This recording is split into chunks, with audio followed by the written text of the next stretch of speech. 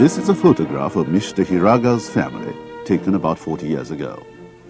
They were a large farming family, consisting of Mr. and Mrs. Hiraga themselves, their parents and their children living together.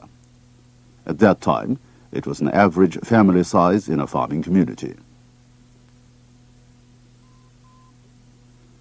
And 40 years later today, here's a photograph of the same family with different members. The eldest son, who inherited the house, now has 3 children. The couple will have no more children. Today, the number of children people have in farming villages has decreased to an average of 2.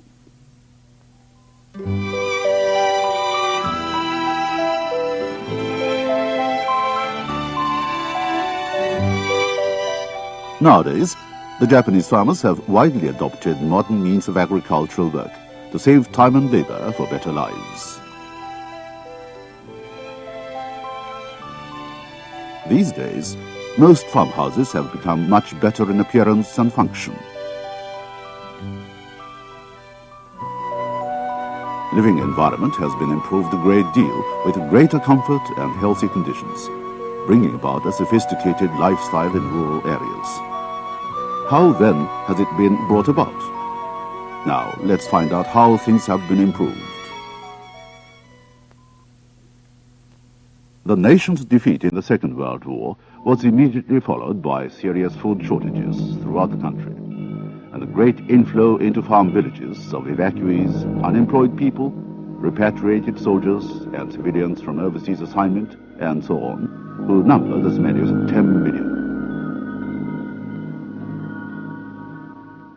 The train here is packed with people who are going to farm villages to buy food there. Indeed, the post-war reconstruction was started with a slogan for increased production of food. For the whole nation, the immediate post-war period was a succession of hardships in which people struggled to get out of continual poverty.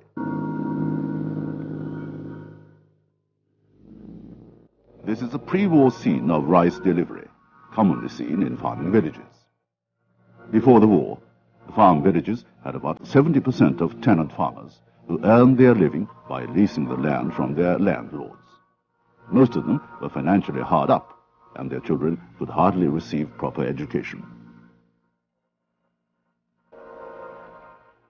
And besides, these tenant farmers had many children to feed. The prime mover of the major changes in farm villages and agriculture in general during the immediate post-war years was the land reform, which allowed the tenant farmers to own the farmland they had been leasing from their landowners. Consequently, they became able to take all crops as their own, so they were naturally encouraged to produce more. The grain sickle is the symbol of a farmhouse. This poster depicts the farmers' delight having obtained that precious thing as their own.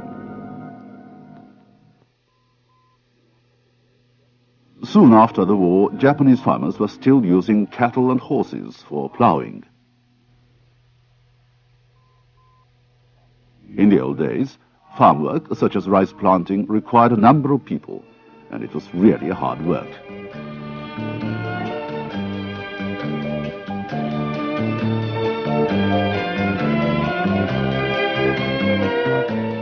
With the aim of relieving farmers from hard work, of helping them attain a higher efficiency in their job, increased productivity and greater income, the government subsidized a considerable sum of money to implement the measures for nationwide improvement of farmland involving drainage, irrigation, construction of farm roads, and so forth. Although the farmers themselves were obliged to bear almost a half of the whole expenses, they were happy to join the ambitious project, and the entire farming populace got together to fulfill that undertaking. The paddies, which had once been small and irregular in shape, were expanded, each to a partition of 30 ards, gradually meeting the required conditions for the introduction of sophisticated agricultural machinery. In the early 1960s, small tractors emerged for ready use.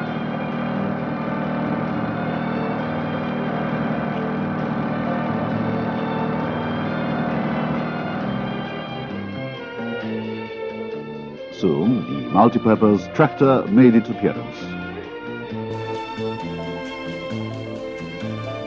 By that time, different types of large combine units had been introduced, and it became quite unnecessary for farmers to work hard bending themselves over the ground on all fours. The heavy farm work was then rapidly decreasing. This chart indicates the changes of working hours in rice farming. Just take a look at the work hours per 10 hours, which have been decreased to a great extent.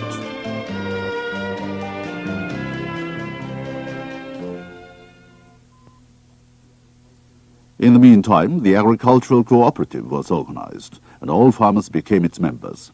The cooperative played an effective role, providing a base for farmers' activities, promoting the development of agricultural management, improvement of farmers' lifestyle, and so forth.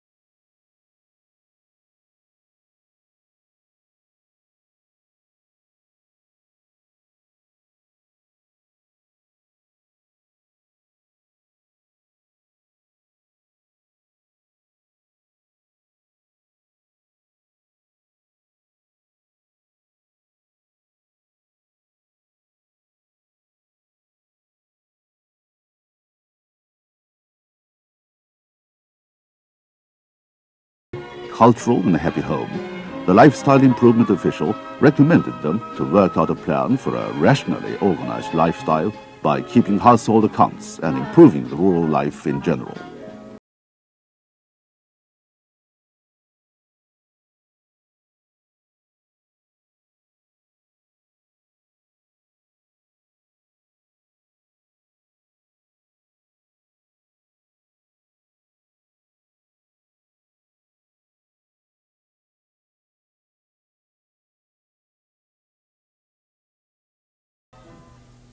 This kitchen in a farmhouse is a cooking range of the 1950s, in a dark place with no windows. The village lifestyle improvement plan was started with the improvement of the kitchen range. In a farmhouse, the dark kitchen used to be associated with the life of a farmer's wife. So the improvement of the kitchen range meant her emancipation from a dark kitchen. For village women, water drawing was one of their hard jobs. But the organized lifestyle improvement group determined to solve the problem by themselves and built a number of simplified water service facilities. At that time, farmers' wives were not allowed to keep the purse of the family. Although they couldn't even give their children some little money at that time, the wives formed a mutual financing association for fundraising and managed to make some money by side jobs to accumulate the necessary amount for their purpose. The housekeeping book helps one to rationalize living, as a result providing a guideline to draw out a plan for farm management. Cooking lectures for improved nourishment were held on a nationwide scale. An extensive movement for improved eating habits resulted in helping the farmers recognize the importance of health, which changed their attitude. The joint cooking during the busy farming seasons and setting of public nurseries in many places relieved the wives from their hard work in farming.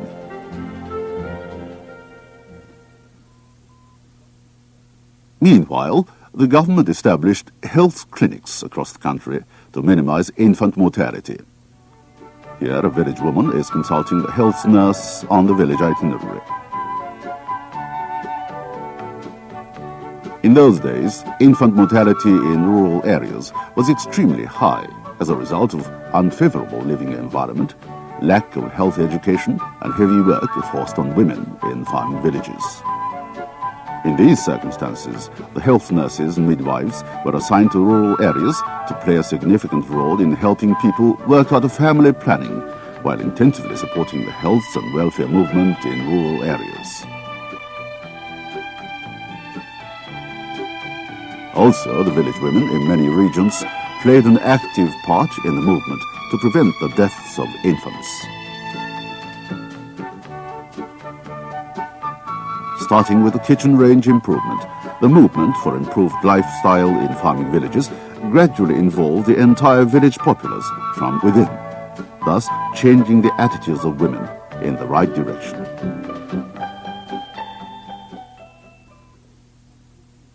This chart shows transitional changes in the distribution of industry-wise population. The outflow of rural population into urban areas resulting from high economic growth indicates that the farming population, nearly 50% soon after the end of the war, came down to 19% in 1968, and recently further down to less than 10%.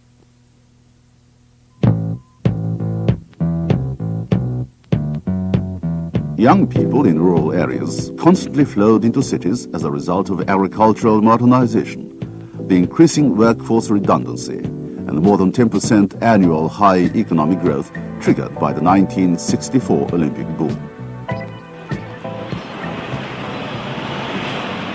The number of outflowing population accounted for 500 to 600,000 annually, and the ample workforce provided by these young men served as the prime mover to support the economic growth of Japan. Television industry is one of the highlights of our economic growth.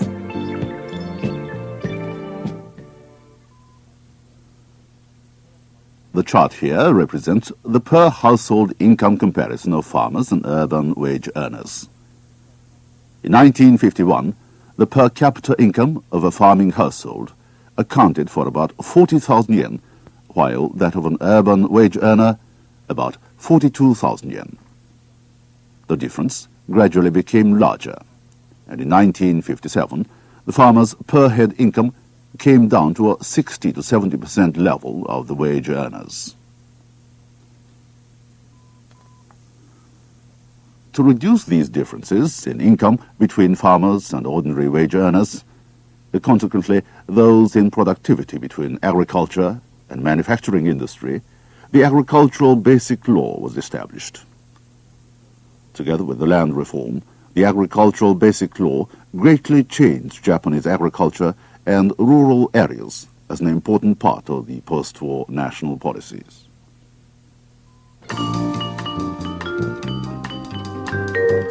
In these measures, the authorities strongly promoted the production of more marketable products such as fruit, vegetables, dairy goods, and so forth. This pig farm is one of the results of such national measures. Financially inadequate farmers joined a group management union through which they were able to strengthen themselves and to widen their experience in the business, while gradually enlarging the independent operations scale for the future. The Agricultural Basic Law was designed to ensure that farmers can enjoy healthy and cultural lives by farming alone.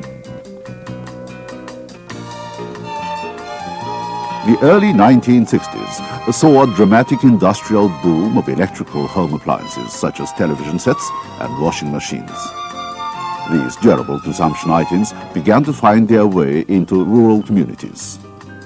In other words, by that time, the farming populace had become better off financially to buy those articles. This chart indicates the per household income of farmers, now exceeding that of urban wage earners. This features an outstanding characteristic of the changes in terms of the rural lifestyle in Japan. In this country, many cities, large, medium and small, are evenly scattered throughout the country. And a great many people who provide surplus workforce resulting from agricultural labor saving began to work in these cities, commuting from their own homes in the village. And this change in their lifestyle in farming communities has been one of the main factors of their increased income. This chart shows the ratio of full-time farmers and those who engage in both farming and side jobs. In 1947, the full-time farmers, who accounted for 55.4%, were reduced to less than one-third, or 13.5%. Filling up this gap, farmers with side jobs were on the gradual increase. Here's one example of such farmers.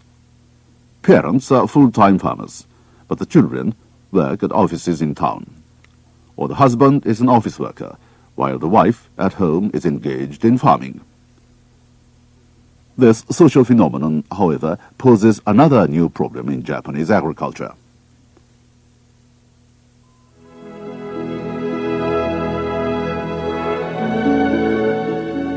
As the farm household income increased, the parents came to have greater interest in their children's education.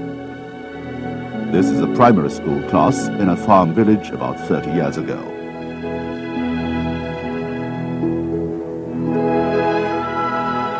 This is a common rural scene of school children going to school. These days, they're just like city children.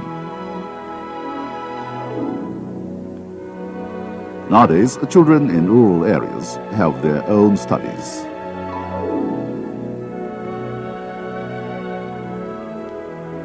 The chart here reveals the ratio of farm village youth going to high school and university. Today, nearly 100% of them advance to high schools, and about half are to universities, including the technical colleges and other institutions for higher education. So, for a rural family, the school expenses take a rather high percentage in the total family budget. So their income, although having increased to some extent, is not sufficient for higher education of their children. For that reason, they naturally limit the number of children. This is a meeting place of village people. In addition to school education, there's a mounting interest of people in adult education, which is designed to give them a wider view of and deeper insight into various affairs of present-day society. In these social education facilities, a wide range of adult education is being given, including lectures on recreation and various other interesting subjects. This shows the transitional changes of farming population from 1947 to 1984, indicating that the average per household family members has been decreased to 4.6, much less than it used to be.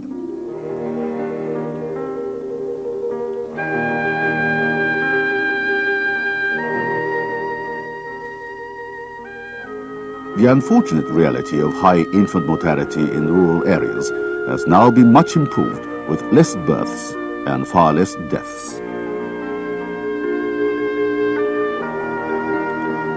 But this inevitably gives rise to a new problem: the aging agricultural communities. In today's Japan, only a few young people are engaged in full-time agriculture. But those who stay in the village to succeed their parents are now growing up to support our agriculture tomorrow with new techniques, knowledge, and ideas.